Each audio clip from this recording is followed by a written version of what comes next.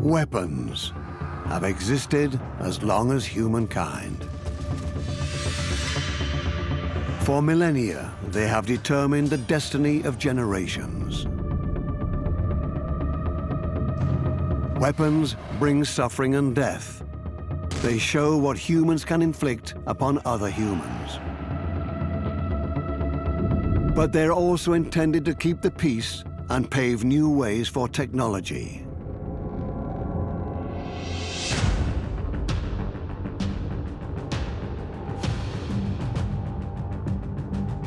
Rule the skies and you'll win wars. For thousands of years, men have developed new weapons for attacking from above. These three have made history. Astonishing experiments will uncover the secret of their deadly efficiency. Aerial bombs have marked modern warfare to this day. How easy is it to hit a target on the ground? Rockets. They have been deployed in wars for centuries and have turned into the biggest threat of our time. It's scary to imagine standing here with the arrows raining down.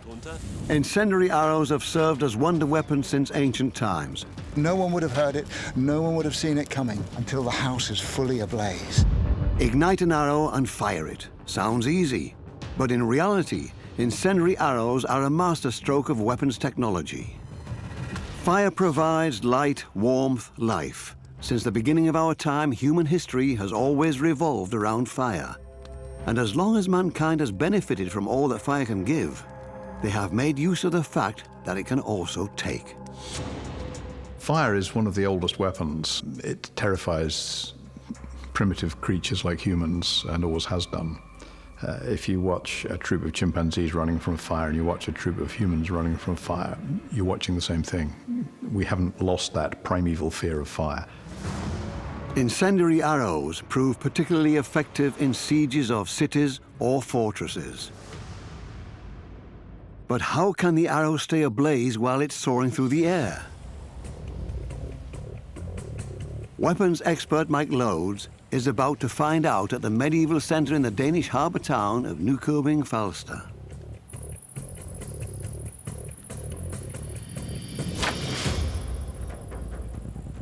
So today we're used to the idea of death and destruction coming from the skies, bombs and missiles raining terror on cities, of cities in flames.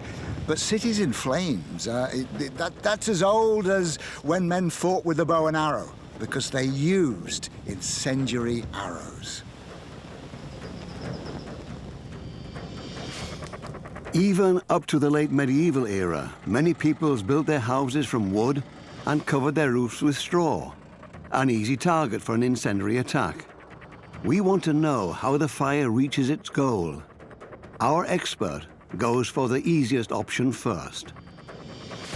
So I've just tied an ordinary bit of cloth around this to see what it does, see if it stays alight.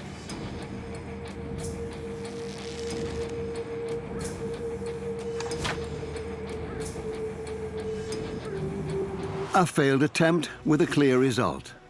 Yeah, well, obviously it's no surprise that it didn't stay alight. We could barely get it alight to start with. So they clearly had a different idea than just tying a bit of rag around it. Our search to uncover the secret of incendiary arrows leads us to a traditional smithy. Blacksmith Jens Christiansen works on the essential part of the weapon, an iron head. In order to be able to carry the fire over long distances, it has to be forged in a very precise manner.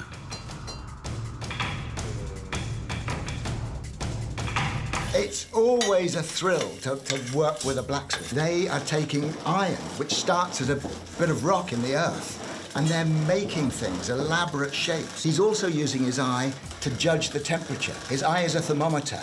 The color of the flames tells him how hot it is, and he needs it to be hot to split it. He needs it to be a different temperature, hotter to forge it. So he's making all sorts of judgments. The forge welding of the 4 pieces in the basket, it needs to be exactly at the point. If you get the heat too far down, you will forge weld the whole thing into a solid piece and you cannot make the basket. Jens Christiansen is forming a small basket out of the 4 iron branches that will later hold an incendiary composition. This is what makes an arrow an incendiary arrow. So here is the nearly finished incendiary arrow. This is the cage which the incendiary material goes into. It doesn't have to be an exact size because it's just to hold things. All that matters is that the socket will fit on the arrow. It's got a point, so it's going to stick into something when it arrives because it will take time for this to set anything alight. But that's it. It's as simple as that. Are you okay with this? Beautiful work as ever, Jens. It's simple, it's elegant, and it's ingenious. But you know, in the whole history of violence, there cannot be a crueler idea than killing people by burning them to death. You're absolutely right.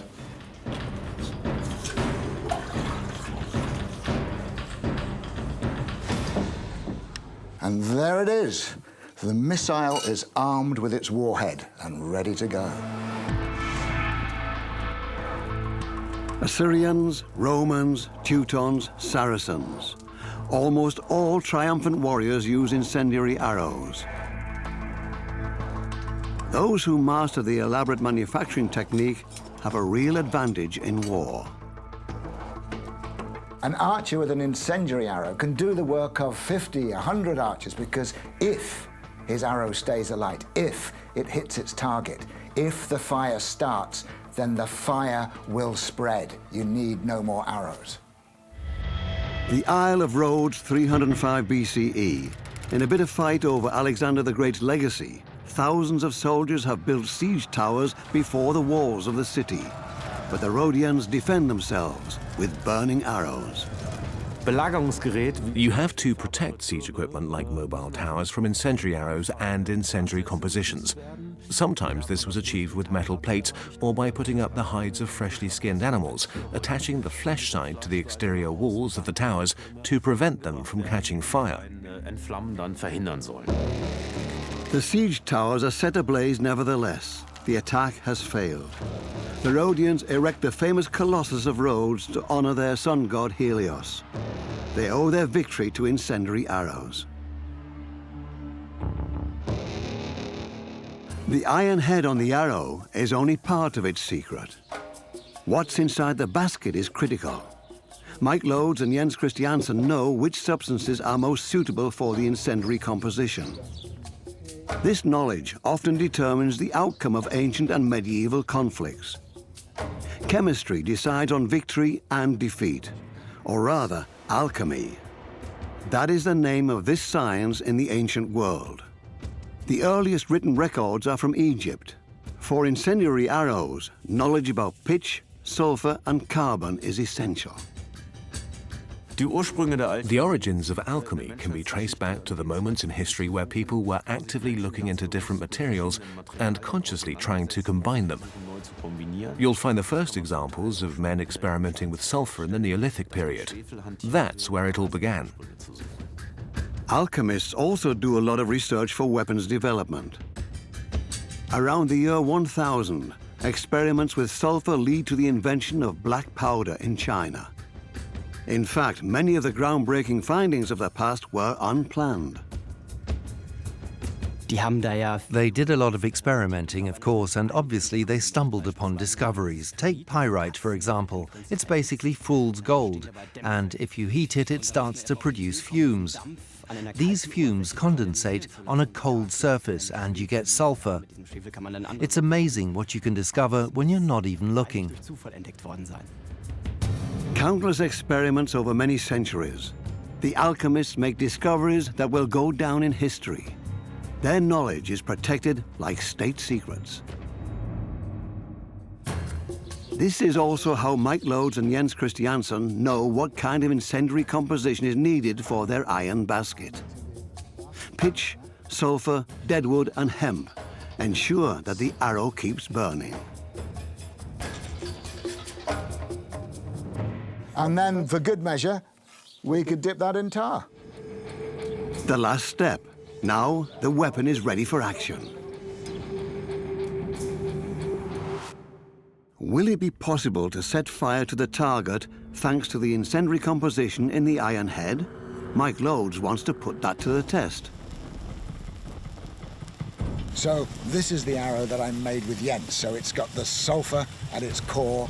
Around that is the dead wood, and then on the outside is the toe dipped in tar. So we've got the tar going, the pitch is going on the outside. Let's see how it will perform. Hopefully that's getting hot enough to get the dead wood lit inside.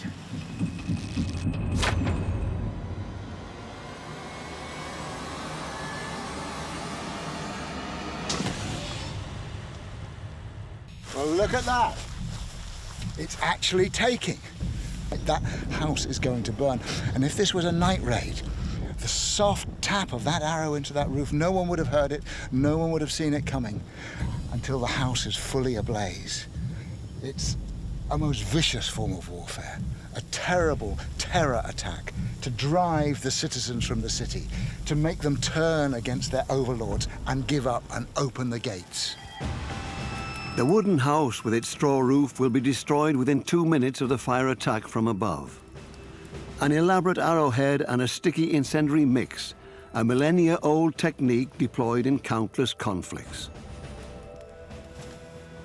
It started as a single incendiary arrow. Look at it now, look at that blaze. It was a silent attack, and within minutes, the whole structure is ablaze. Absolute terror. An effective medieval weapon.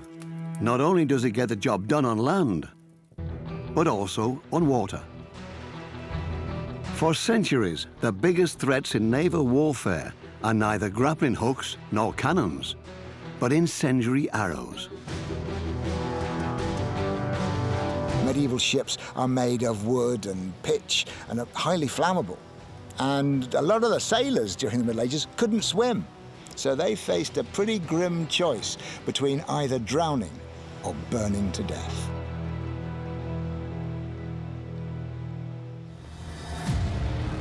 Throughout the 20th century, progress in the chemical industry brings about ever more effective incendiary weapons. They are called thermite, phosphor, napalm, and bring real hellfire to earth.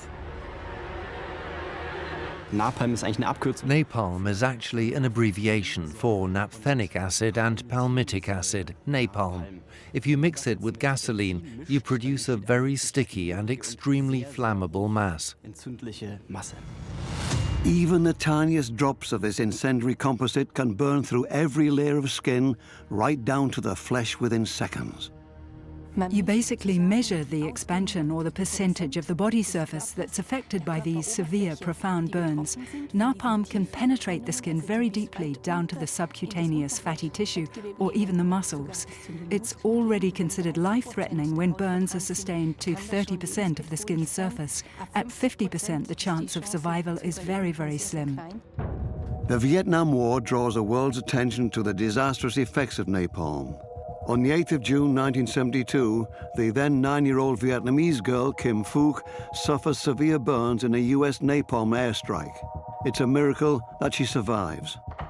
The photograph of the napalm girl is used as a symbol worldwide in support of anti-war attitudes and leads to the Americans accelerating their withdrawal from Vietnam. For Kim Phuc, the scars on her skin forever serve as a reminder of the terrible pain she endured on that fateful day. The use of napalm against civilian populations was banned by the United Nations in 1980.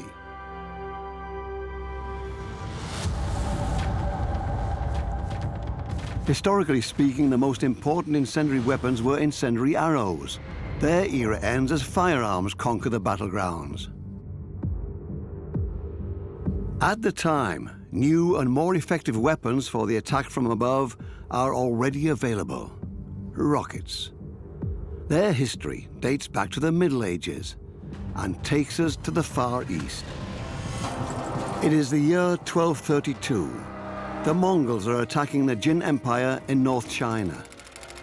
During the siege of Kaifeng, the Chinese finally deploy a weapon that their opponents have never been confronted with before. The Chinese, however, are already familiar with it. but for a whole different purpose. The Chinese had used gunpowder and fireworks before, but in the past, only to scare away evil spirits. It can scare away evil spirits. Why not evil enemies as well? The Chinese aim bamboo canes filled with gunpowder at the fast-approaching invaders. While the military impact is negligible, the psychological effect is powerful. The rocket attack produces noise and dense smoke. The Mongol horses balk and bolt. The attackers withdraw for the time being. The rocket is a very effective weapon, not because it kills people, but because it terrifies horses. And the main enemy of China throughout history has been nomadic horse armies coming down from the north, the Mongols, the Huns. So the rocket is a really good weapon for the Chinese because it attacks the thing that makes the enemy dangerous, their mobility, their speed, their ability to outmaneuver the Chinese.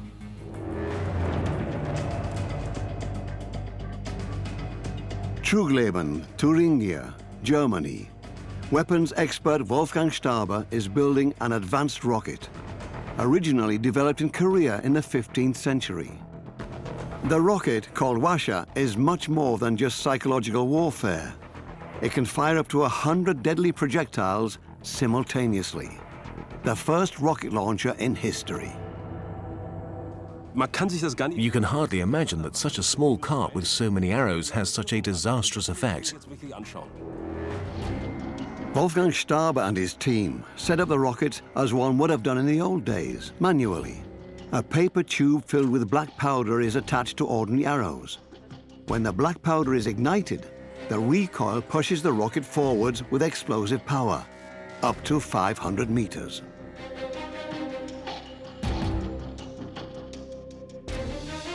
In our experiment, we are using balloons to represent the enemy's formation.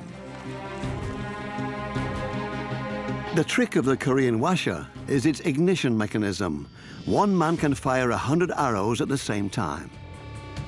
The ignition technique is quite simple. This main fuse cord ignites the first row. If that one starts to burn, the second fuse ignites the second row. That means the ones up here will already be going off parallel to this row, so the last one will be that one down there.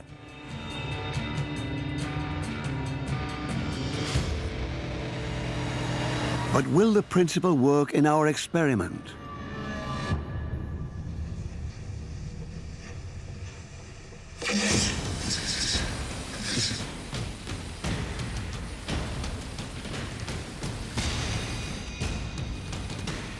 At the end of the 16th century, Koreans are opposing a Japanese invasion. The Japanese send their samurai battalions, fighting in fixed formations. The ideal target for the Washa rocket missiles, in theory. In our test setting, the success is modest. Well, that's a result. I didn't quite hit the target, but at the end of the day, I'd say it was a dangerous weapon. The recoil principle has worked. The weapon is sophisticated. To be honest, this really scares me. If I stood here and arrows rained down on me, I think I'd just run away. And I have no idea where they'll land. All in all, quite a potent weapon. Not perfectly accurate, but one single man can fire 100 arrows in the blink of an eye. Our Washa replica has fired all of its 100 rockets. We probably could not have taken down attacking samurais with our experiment. But in reality, armies did not use just one Washa, but dozens of them. Their effect will thwart the plans of Japanese General Toyotomi Hideyoshi. He wants to invade the Korean peninsula at the end of the 16th century. The Korean troops fiercely opposed the Japanese during the long Imjin War. Throughout this conflict, with the help of their Washas, the Koreans are repeatedly successful in stopping the Japanese. Hengju, February 1593. 3,000 Koreans are facing 10,000 Japanese soldiers. What they did was defend themselves with 40 washers, firing several thousand arrows at the Japanese. They fled the territory, resulting in a stunning victory for the Koreans. The Europeans get to know the Asian rocket technology in India and learn to fear it. In the 18th century, the English encountered Indian rockets. These are quite powerful. They had metal cases, and if they hit something like a man or a horse, they could be quite dangerous. British General William Congreve continues developing the weapon and soon receives support from other generals. It's a cheap, light, man-portable bombardment device. Unlike an artillery piece, which needs a large crew to move it and to operate it because it's heavy, the rocket, it's a self-contained fire-and-forget weapon. All you need is a few bits of wood to make a ramp, and you just fire it. The Congreve rocket is not a multiple rocket launcher like the Hwasha, but when it hits a target, it explodes and releases sharp metal shards. Our next test. We've adapted a real rocket to ensure that it no longer poses a danger to us. Small parts made of plastic, not metal like the original. And for the shrapnel effect, we use peas. They're less dangerous.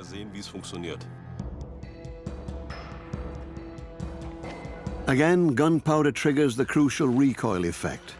Yet what makes this rocket so special is the combination of explosive and propellant. That's what makes it so perilous. Therefore, Wolfgang Staber endeavors to build us a safe version.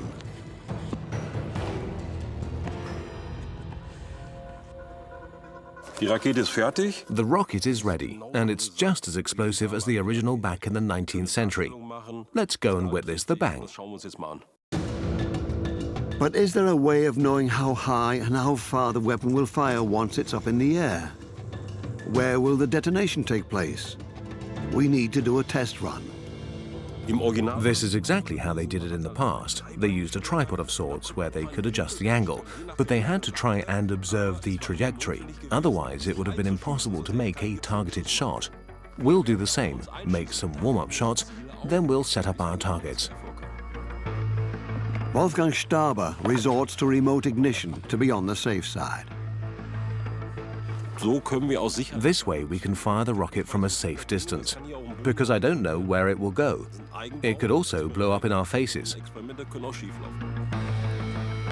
The homemade rocket is in position. Wolfgang Staber connects it to the ignition cable. Now we're all set.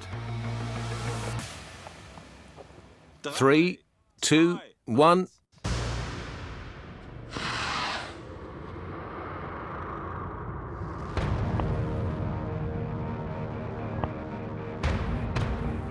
There was some crosswind, so it drifted off a little. But we're at the distance that we need, and I think we can see some results this way. We'll set up a few targets at a safe distance. Man-sized balloons will once again take the place of our enemy. The plan is to make the rocket hit them right in the middle and explode. A real-world experiment. Over there are the attackers, our balloons. Here's the rocket ready to be fired. Will the single rocket be more effective than the projectile downpour of the Hwasha? All safe? I'm counting down. 3, 2, 1, and fire.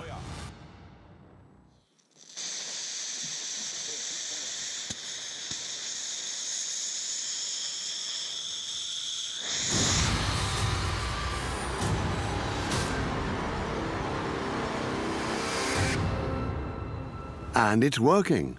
The rocket explodes exactly where it's supposed to. In a real battle, it would have shot metal shards through the air, not peas. It went right down into the middle of them. As a soldier, you probably wouldn't even notice it. And you can see where all the shreds go, in our case, the peas, and they destroy everything within a 5-meter radius. Nasty. Unlike our replica, the 19th century Congreve rocket has a metal casing. Its deployment in battle is devastating, especially when fired in salvos of hundreds at a time. This is our shrapnel because we couldn't use metal here. But what we can see is that even these tiny peas fly so far that they're able to destroy the balloons. Just imagine being hit by shrapnel like that. Congreve keeps developing these weapons to make them more accurate, with more accurate charges, by moving the stick so it's central rather than on one side, and increasing the size so it can carry a payload of several kilos, incendiary or explosive warhead. And these will be used right the way through the 19th century in Britain's wars of empire as the only way of getting heavy weapons onto target in difficult areas. Congreve rockets are also used in the Battle of Leipzig in 1813, the largest military encounter of the 19th century with more than 600,000 soldiers. While Napoleon is attacking the Prussians and their allies, a British rocket brigade comes to their aid. It hit the group right in the center, between the soldiers, between the cavalry, exploding like shrapnel, hurting or killing many people. A brutal effect. The effect of these early rockets on the battlefield is so impressive that it will go down in one of history's best-known national anthems. Congreve's rockets achieved notoriety in the American national anthem, the Star-Spangled Banner, which refers to the rocket's red glare and the bombs in the air. It was written by Francis Scott Key, who watched the British bombard Baltimore with rockets and mortars in 1814. And he wrote the piece the next morning when all of these incendiary fireworks had failed to drive the Americans out of Baltimore. They put the rocket into the heart of every American because they all know the words. Rockets can be more than just effective weapons. An American engineer and inventor sees their potential early on. US physicist Robert Goddard claims as early as 1919 that it will soon be possible for men to reach the moon with the help of rockets. No one wants to believe him, until Goddard launches the first rocket fueled with gasoline and liquid oxygen. Aus heutiger Sicht würde man wahrscheinlich sagen, From our point of view today, you would probably say that the experiment failed because the rocket rose into the air for no more than 2.5 seconds. Nevertheless, it was a groundbreaking success, since it was the first ever liquid-fueled rocket. This revolutionized rocket propellant technology. Raketenantriebs revolutioniert. Goddard's subsequent rocket launches, like this one in New Mexico in 1930, are more successful. His most essential finding: when using a liquid propellant, the recoil mechanism can even work in a vacuum. That means in space. Robert Goddard doesn't live to see the first trip to outer space. He, however, set the standards. Liquid propellant is here to stay. Once again, war accelerates progress. Peenemünde, at the Baltic Sea coast of Germany. Scientists design new weapons for Hitler. They develop the first functioning cruise missile in history, called the V-1, a flying bomb with wings and pulse jet engine. The V-1 is a German terror weapon, most frequently deployed against the residents of London. It has a fuel supply limit, which means when it's flown a certain distance, it cuts out and crashes. That distance is from the launch base to central London. So they're used to bombard London. And quite quickly, the British work out these things are slow and quite cumbersome. And the best thing to do is to get some fighter planes up there and literally tip them over. So the British fighters fly alongside and literally just lift the wing and tip this thing out of balance, and it crashes to the ground in the fields before it gets to London. A more terrifying successor soon follows the wing bomb that bears the name Vengeance Weapon 1. The engineer behind the new weapon is Werner von Braun. His rocket has an operational altitude of 100 kilometers, the boundary between our atmosphere and outer space. At the time, this marked an unprecedented achievement. The V-2 is operational by September 1944. While the V-1 could be heard and sirens could warn the population, the V-2 drops silently down on London. It's a supersonic rocket. Its deployment claims about 8,000 lives. Fortunately, the British have worked out the best answer to this is to misreport the impacts. So they're reporting the impacts as being much further away than they actually are. And so the Germans adjust their targeting and fire them into fields. Because the Germans can't get any reconnaissance over Britain to see where they're impacting, they're reading the newspapers, and the newspapers are not telling the truth. But the V2 does not only claim victims in England. Prisoners in the Dora Mittelbau concentration camp, Germany, are forced to build the weapon under inhumane conditions. When the US forces liberate the camp, they stumble upon terrible sights. For the rocket program, more than 20,000 prisoners lost their lives due to forced labor. Paradoxically, far more people died when manufacturing the weapon than as a result of its actual deployment. Hitler's rocket pioneer is not held accountable after the war. He migrates to the US and develops ever more potent rockets. And then we have a rocket arms race in which the two superpowers go around boasting that their missile is bigger than the other guy's missile. 4th of October 1957, the Soviet Union sends the first artificial satellite into space. The message is clear. We can attack any place on Earth with a rocket like this. During the Cold War, East and West could have annihilated their enemies several times over with their arsenal of nuclear bombs. What are they telling us? You know, this is overt display. You know, look at me, look at what I can do. What you would have done in the old days with a big army and a large navy and some fabulous aeroplanes, you now do with a rocket. The rocket is your stand-up symbol. And one of the biggest threats of our time. The greatest suffering in the wars of the 20th century, however, is not caused by rockets, but by another weapon deployed from the skies, the aerial bomb. More than 3 tons of explosives are dropped from the skies. Whole cities are ravaged.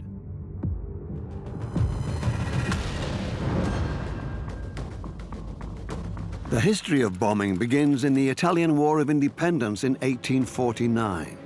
Venice fights against Austria. Field Marshal Radetzky faces a problem. He can't reach Venice with his current arsenal. The Austrian cannonballs all end up in the water. In the summer of 1849, they find a way. Explosives attached to balloons hover over the lagoon city. It is the first airborne bomb attack in history. I don't think it's even possible to imagine the terror that went through people's minds when a bomb dropped from above. It's coming from the sky. Where do we go? There's nowhere to run, there's nowhere place to hide. It's falling on us and we can't do anything about it.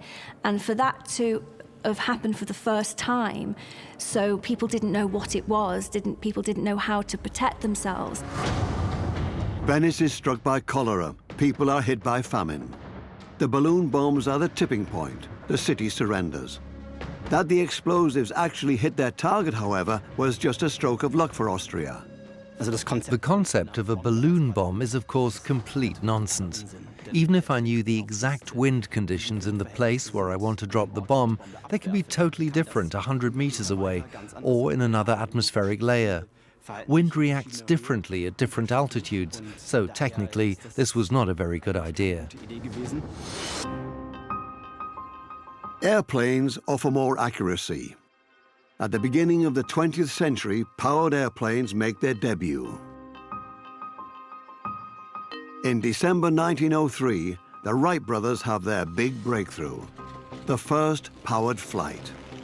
Kitty Hawk floats in the air for 59 seconds.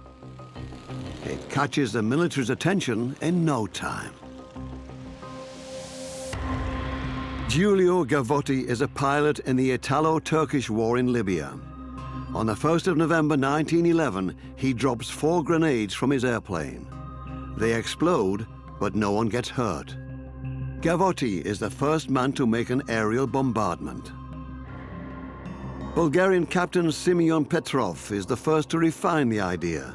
Knowing that ordinary grenades just tumble to the ground, he develops a more effective type of bomb. The more clever you were in designing the fins and the nose cone of the bomb, the more accurate it would be, the more likely it was to hit the target you were aiming at rather than just land on the ground somewhere. So bomb design is not just about the thing that goes bang, it's about the bit that gets it to the ground accurately and precisely. Petrov's aerial bomb is the first of its kind and gains worldwide popularity. It is initially deployed in 1912. The fins make the new bomb travel aerodynamically and stabilize it in the air, even if it's dropped manually like in World War I.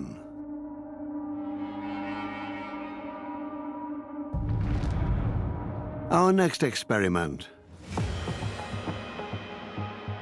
Together with historian Stephen Bull, we want to simulate the aiming process of World War I pilots. These are copies of some of the bombs from the First World War, and the weight is probably as much as one man can handle conveniently. If you go much heavier than this, you're going to need better technology. How accurate can a bomb be dropped manually?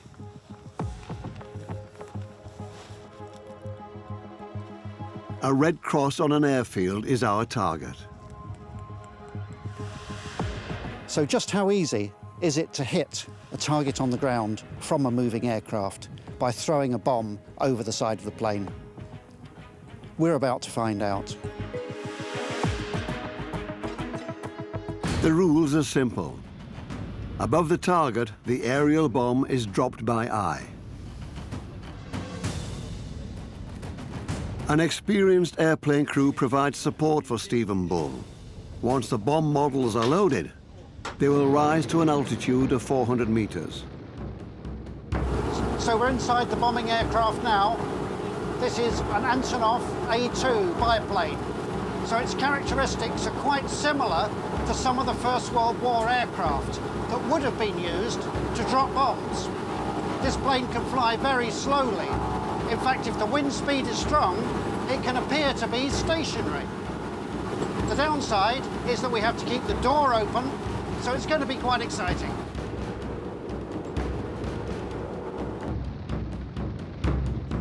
The machine gains altitude and accelerates to 150 kilometers an hour. Conditions similar to those during an airstrike in World War I. They've got the bomb ready in position, and the guys are in the doorway. A little bit more to the right before maintaining their position and altitude. Bomb's in the doorway. They're looking for the cross. I'm looking for the cross. Bomb's away! I'm trying to see where it's landed. I'm really not sure how close to the target we were. The bomb was successfully dropped by eye. But has it hit its intended target? How close did we get to the actual cross? So according to an eyewitness, the bomb is round about here somewhere.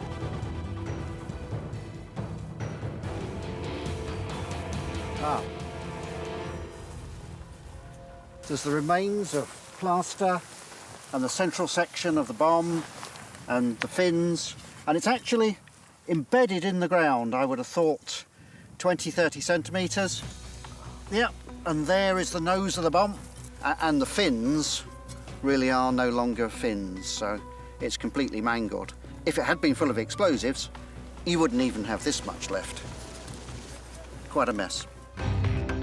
Our bomb dummy has hit the ground about 90 meters off target.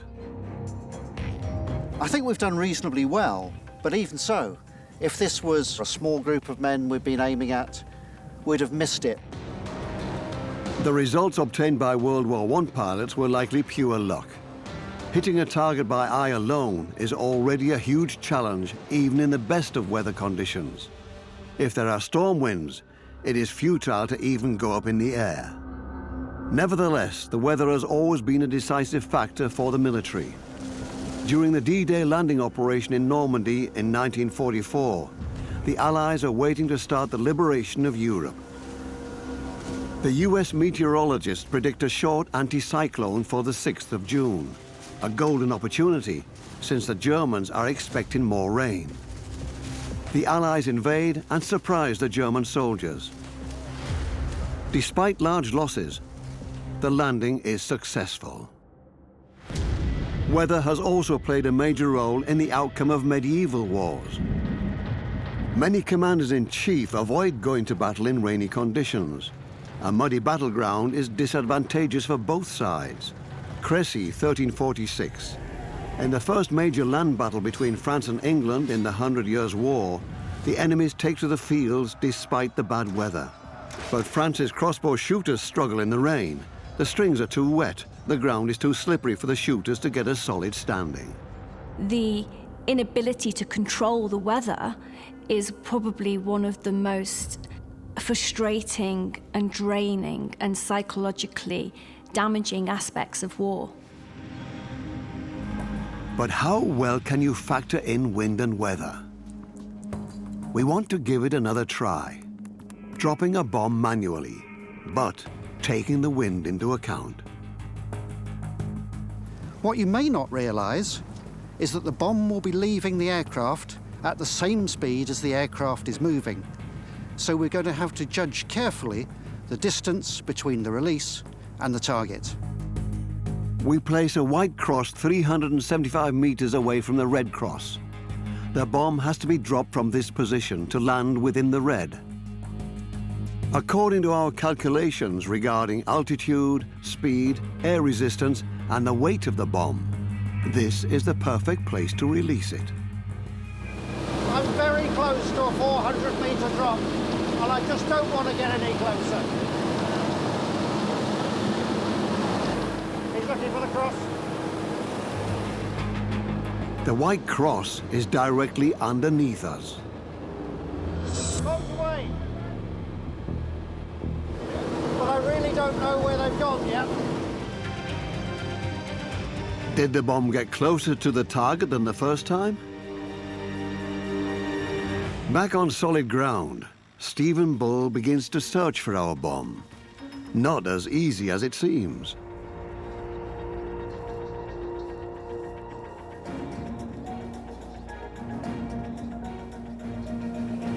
I've got one! I've got a bomb! I can feel the tail fins. It's about half a metre down. The impact site is about 50 meters off target, an improvement compared to the first trial. Can I pull it out? It's buried. It's buried so hard and so deep. We'll need 2 men, 3 men, and a spade. Okay. The dummy bomb has dug deep into the ground, nose first. A dud from a real attack would be comparably deeply buried and comparably difficult to find. Okay, so we've been using a strong guy and a shovel, and it's an hour later, and we still can't shift this bomb. But we can be sure that it was one that was put here by means of calculation, aimed at the white aiming mark from above, and fell near to our target area, the Red Cross. So maths can help. But during the First World War, it was both luck and judgment.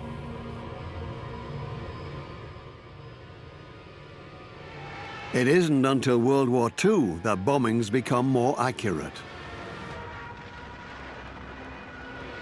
Making use of targeted dives, German bombers like the Junkers 87 are able to hit their targets within a radius of a couple of meters. Improved targeting devices and the new strategy of carpet bombing are a game changer. With bigger machines and an increasing number of bombs, the Germans attack city centers and industrial zones. Bombs rain down on Warsaw, Rotterdam, and Coventry. Then the British and American bombers strike back.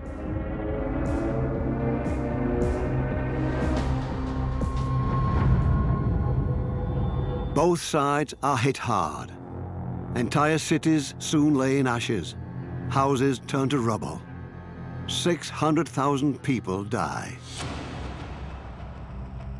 The killing of civilians is not collateral damage. It is actively planned. Commander-in-Chief of the British Bomber Command, Arthur Harris, wants to demoralize the German population. Moral bombing is used in a targeted manner to demoralize civilian populations on both sides. Human losses were consciously factored in as a means to achieve one's military objectives. The Allies' bombardments are not accurate. Dropped on densely populated cities, however, the downpour of bombs hits apartment buildings even without precise target calculations. There's a deadly strategy behind the bombardments. First, explosive bombs are dropped to demolish the roofs and windows of apartment buildings and houses. These bombs are followed by phosphorus and thermite incendiary bombs to ensure that the now unprotected buildings catch fire. The firefighter squads are in for another shock. Some of the bombs have time fuses. Trying to extinguish the fires is life-threatening. Hamburg is hit by Operation Gomorrah in the summer of '43. The British bombers initially target the city centre and the port before moving on to the eastern part of the city, a working-class neighbourhood. An inferno rages in the city. More than 30,000 people perish. I can see how people, if they're being bombed, want the war to end, and they want the war to end immediately. However, what happens generally is that people build up more anger and resentment against the enemy. If they've lost their loved ones, if they're being bombed continually, all it does is create more anger, more trauma, and more despair. The moral bombing attempts fail. The Germans' will to persevere is not weakened by the bombardments. Quite on the contrary.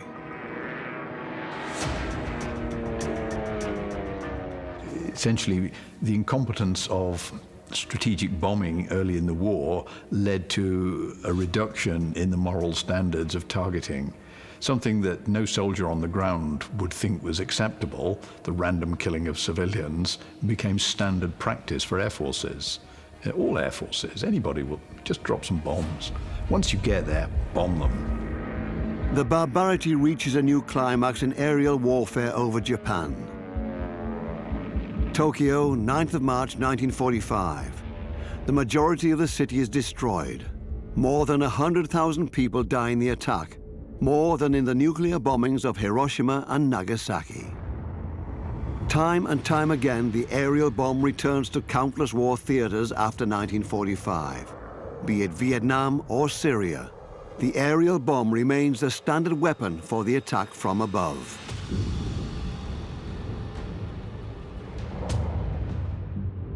The airplanes carrying the bombs, however, change.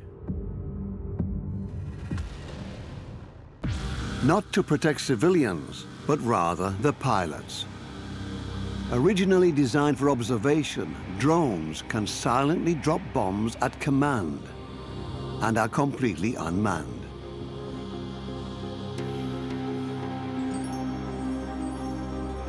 Pilots are fallible, they're very expensive to carry in airplanes. They double the size of the airplane. Their life support systems eat up space and burn fuel. The fact that we've taken the pilot out of the airplane doesn't change anything. It's still a human choice. During an attack, the drone pilots are located in the safe confines of command centers, situated far from the war itself. That person who's operating that machinery still has to have that moral dilemma and still has to try and justify their actions to themselves in order to go through that psychological process of dealing with the act of killing, which is essentially still what it is. The drone pilots see what happens after the bomb has been dropped, and they know that they were the ones to push the button. Drones don't kill people, people kill people using drones. That's where we are. If we tip over and give artificial intelligence a role in making those decisions, that's a whole different thing. But we haven't got there, and I don't think we're going that way just yet. The attack from above. Mankind has let fire rain down from the skies for thousands of years, like the Lord did on Sodom and Gomorrah.